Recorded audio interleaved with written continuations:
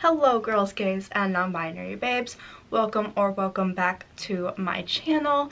If you're new, hello, my name is Boston, and today we're talking about all the books that I read in April.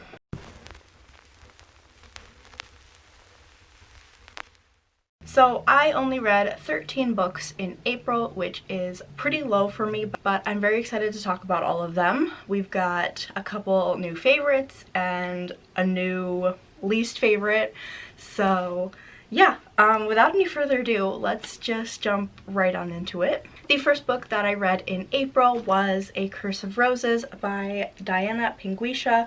This is a fantasy, a YA fantasy. This is about a girl who has this curse where every time she tries to eat something, it turns into flowers. So she can't eat anything, and she lives in a country where her people are starving, and she is trying to reverse the curse so that she can turn flowers into food so she can feed, her people. And I really enjoyed this. I gave it 4.5 stars. I thought the writing was really beautiful and the story was incredible. This is based on Portuguese mythology, so that was super cool to see and learn about and all that good stuff. It is also sapphic. Yeah, I really liked it. Obviously, I gave it 4.5 stars. My only tiny issue with it was, just for me personally, there was a little bit too much like Christianity talk, I guess, in it. Normally I don't mind that, but that's just something that's my personal taste, so obviously only docked at 1/2 star, so not like anything crazy or anything, but yeah. I would say though, trigger warnings for, I guess, like disordered eating. There's not necessarily like a specific eating disorder in this, but there are conversations that could be triggering if you are susceptible to that, so just be aware of that before you go into it. Yeah, but that's really all I have to say about this one. The next book I read was an ARC, and I read Sorrowland by Rivers Solomon. So I read The Deep by the same author last year, I believe, and I absolutely loved it. So I knew I wanted to read their upcoming book, and I'm so glad that I got an ARC. Thank you to the publisher, obviously, but I adored this. I gave it 5 stars. It was fantastic.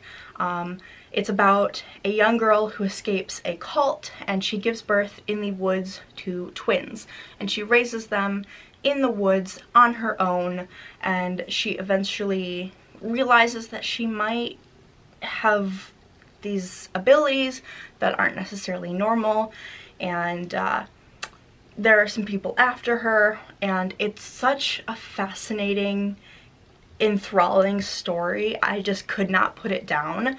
The first couple chapters I think are a little bit hard to get into, but overall, once you get past those chapters, it, like, you cannot put it down, I swear. I just feel like it's a story that's gonna sit with me for a while, and they're characters that I'm not gonna forget about anytime soon. The next book I read was Bone Chase by Weston Oshie.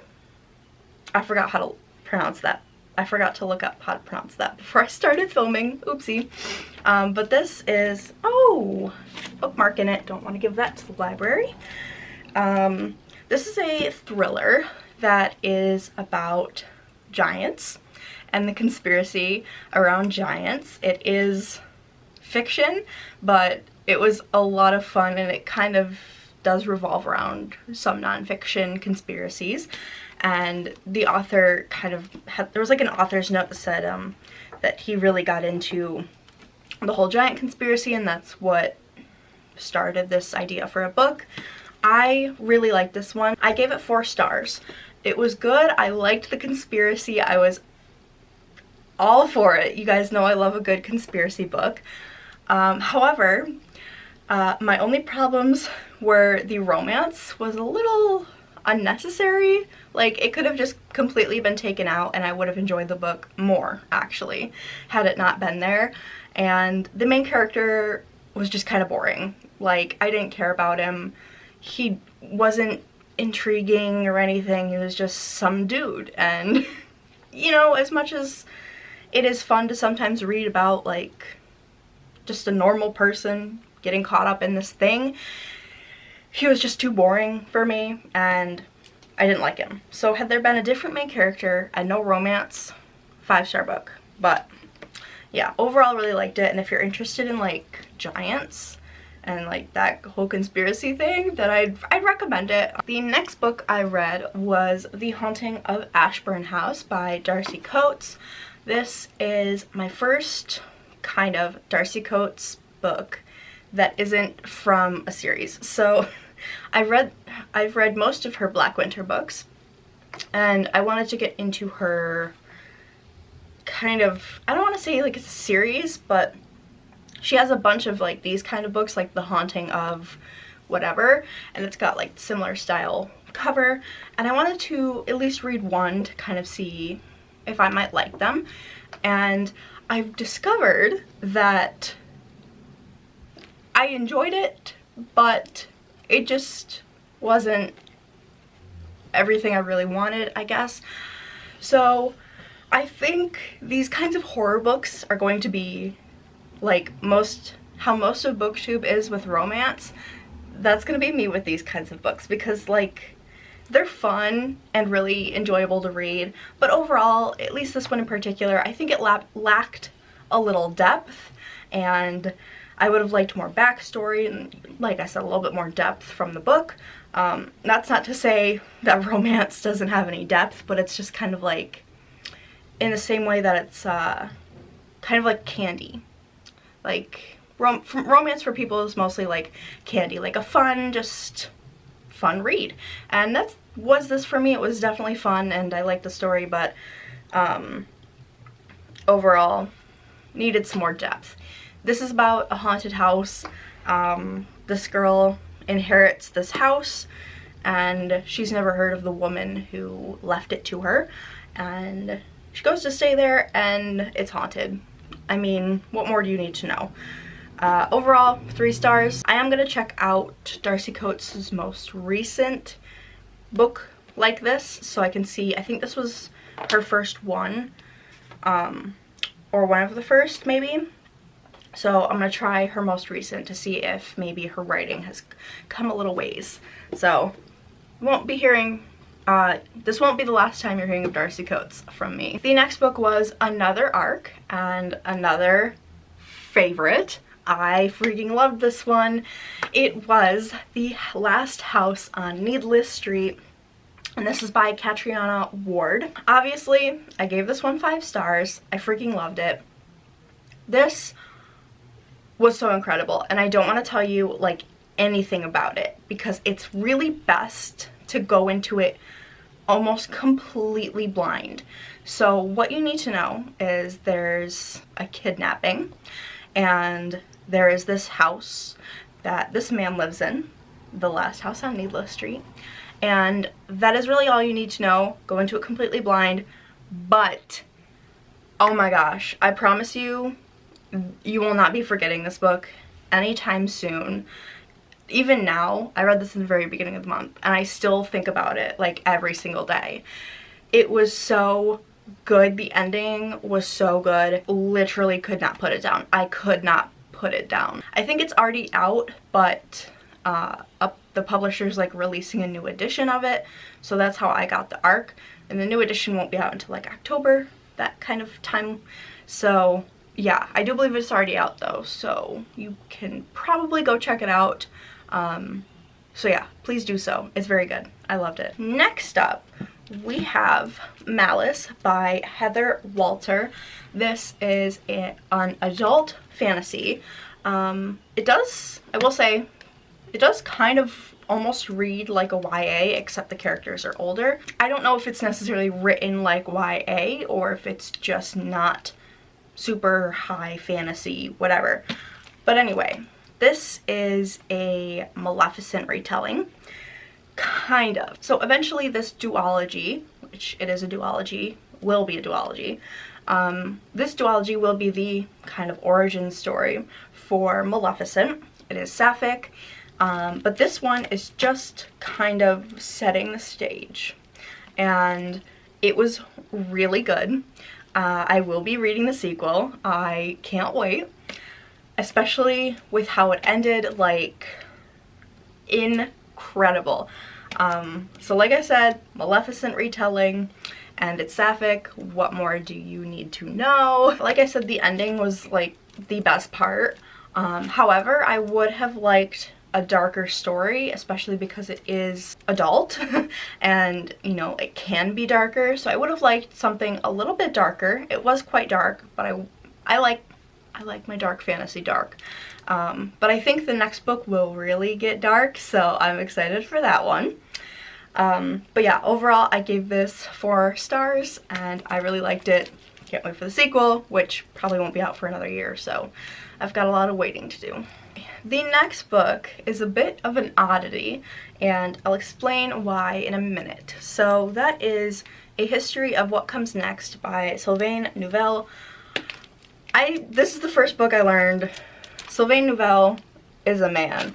I thought it was a woman this whole time. I thought it was like a French woman. Kind of sounds like a French name. I don't know. It's not, so yeah.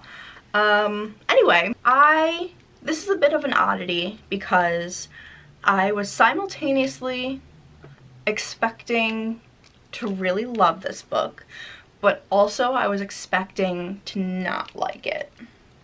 And I don't know how that makes sense. So on the inside flap, it says it's like a first contact.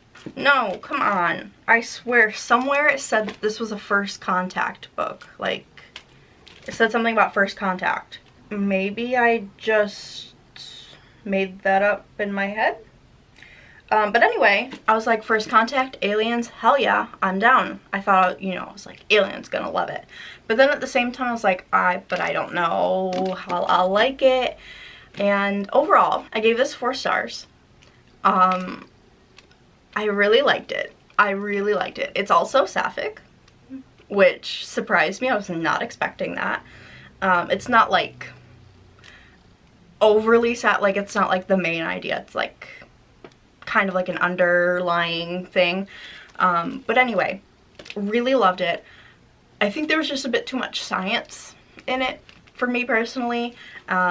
If you've read Sleeping Giants and that series by the same author, you'll know that there's a lot of science in it, and this one's the same. I think if there had been a little bit less sciencey talk, physics talk, I would have liked it a lot more, would have been able to understand it more. Basically, this is about a group of people, I guess. It follows one family, and they're like spies, kind of. They're like undercover, not undercover, but basically they are working towards, like, their only goal in life is to get the human race into space. And that's their only goal in life, and they are fully willing to sacrifice their lives to make that happen.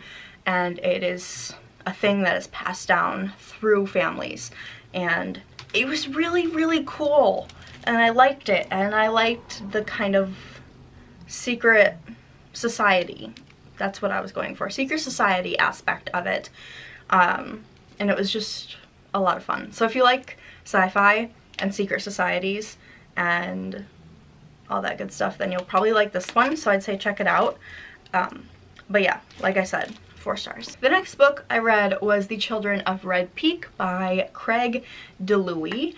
I gave this 2.5 stars, and shockingly, I don't have much to say about this. I usually write a couple sentences in my reading journal of like what I thought about it so that I can remind myself when I'm filming my wrap up. I wrote literally nothing about this book. I had no thoughts. Like, I just didn't really have anything that I had to say about it. This is about a group of kids who grow up in a cult, and it follows them years later after this cult has disappeared. So their families, they all went to this mountain top, and they all have like odd memories of what happened, but basically the entire cult, except for these like 4 or 5 kids, just disappeared, and nobody knows where they went and whatever. So now it's a bunch of years later, like 20 years later, 10 years later, something like that, and one of the kids that is now an adult has committed suicide, and they're at her funeral, and they all kind of get back together and try and figure out what happened. So like I said, I gave this 2.5 stars, and I really don't have many thoughts on it, except for the ending was simultaneously something that I would like, but also something that I did not like in this book for whatever reason. Like, I don't like natural reasons for shit. And this was definitely like a supernatural kind of book, but I just didn't like the ending still. So yeah, it was just really weird. The characters, I think, were boring. Like, they didn't have much depth, and overall it was just like an okay story. Like, I think the cult was cool, and the ending was like interesting, and it was like, oh, okay, like, interesting, but just not great. Does that make any sense? I don't know. But yeah, 2.5 stars literally reflects my opinions. It sits in the middle. It wasn't good, it wasn't bad, it was just okay. So yeah, the next book I read was The Witch's Heart by Genevieve Gornichek. This is a Norse, a retelling of Norse mythology. Holy cow. So this is about, what is her name again? Angerboda's story. It is about her. And if you don't know who that is, she is the woman who married Loki and had his children. The big wolf, the big snake, and the half-dead girl. I have to say, I really liked this. I ended up giving it 4 stars, and I only took a star off because the beginning was kind of slow and didn't really hook me, and I kind of had to like force myself to keep reading. I almost DNF'd it at like 50 pages in, but I'm really glad I didn't, because I did love the story, and I love Angerboda as a person and a character, and I just liked learning about this kind of mythology. I just really liked the story. It was really beautiful, but it was really sad, and yeah, I'd say pick it up if you're into mythology stuff. Like, if you liked Circe, then you'll probably like this. Just push through the beginning if you're having trouble, because I promise you it is worth it in the end. The next book I read was another ARC and another favorite, and that would be The Death of Jane Lawrence by Caitlin Starling. So if you don't know, I love Caitlin Starling. She wrote The Luminous Dead and Yellow Jessamine, which that one I didn't love quite as much as The Luminous Dead, but The Luminous Dead, that one was real good. But anyway, The Death of Jane Lawrence is about a woman who meets with this doctor to arrange a marriage of convenience, a business marriage, because she can help him run his business, and she needs somebody that she can marry, because she's getting older and she needs to marry somebody. So that's all I'm going to tell you. It gets dark fast. This is definitely a very gothic, dark story. It's amazing, and the synopsis said it's inspired by Crimson Peak, and I just watched Crimson Peak like a few weeks ago, and if you like Crimson Peak, you will like this one. Like, it was dark and gothic with ghosts and hauntings, and oh, it was so good. And the ending, like, Caitlin Starling really killed the ending, like, nailed it, it was good, it was really good. I can't remember when this comes out. I'll be putting the dates up with the pictures hopefully, so yeah, but definitely check it out when it comes out, because it was really good. It was really good. The next book was a reread, and that would be All Systems Red by Martha Wells. This is the first book in the Murderbot Diaries series. So I actually dropped this rating down to a 4 out of 5 stars. I think it was originally 5 out of 5 when I first read it. But I know there's another book in the series that I just adore and does not compare to this. So yeah, I just really love Murderbot as a character, and it's just so fun. Like, what's better than an AI that has feelings and is depressed and anxious? What, like, it's funny and relatable at the same time. It's awesome. And if you haven't read these books, you definitely need to, because one, they're super short, you can get through them really quickly, and two, they're just funny while also being really fun in a sci-fi sense and mysterious, and yeah, it's just a lot of fun. So like I said, this is about an AI. In this book, it's on an expedition to another planet, and it saves its people, like the people it's supposed to be protecting, while also being conscious, kind of. Like, they're not supposed to be. These AIs are not supposed to be conscious and able to feel things, but this one can. And yeah, I just really like the series, and I'm really excited to continue with the books. Next, we have another one I won't talk for long on, but that is House of Leaves by Mark Z. Danielewski. I fucking hated this. I gave this 1 star. If you want my in-depth thoughts, you can check out my vlog where I read it and complained the whole time. Yeah, I did not like this. I thought it would be a 5-star read, but I hated it. It was confusing. It was not scary. Most of the book did not need to be there, and the author needs to learn how to write before he can break the rules of writing. So yeah, that's my thoughts. Do I recommend it? No. If you haven't read it, don't bother. It's not worth it. Yeah, that's my thoughts. It's about a house that's bigger on the inside than it is on the outside. Not that scary. Sorry, I know a lot of people say it's the scariest book they've ever read, but it's not. I could introduce you to some though, so maybe I'll make that video. But yeah, that's all I'm gonna say on that one, because I have a full video. You can check it out if you're really that curious. And the final book I'm gonna talk about is The Picture of Dorian Gray by Oscar Wilde. This was a reread for a little project I'm working on, and I really like this. I ended up giving it 4.5 stars, and I just really liked the story. Like, it's fun, it's entertaining, it's dark, it's creepy.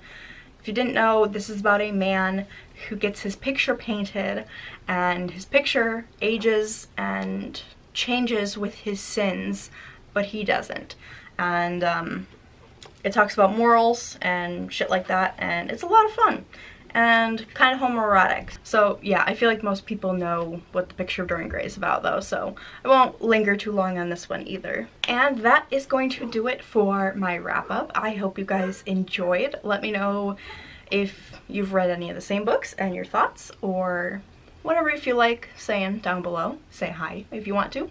But yeah, thank you so much for watching, and I'll see you in the next one. Bye bye!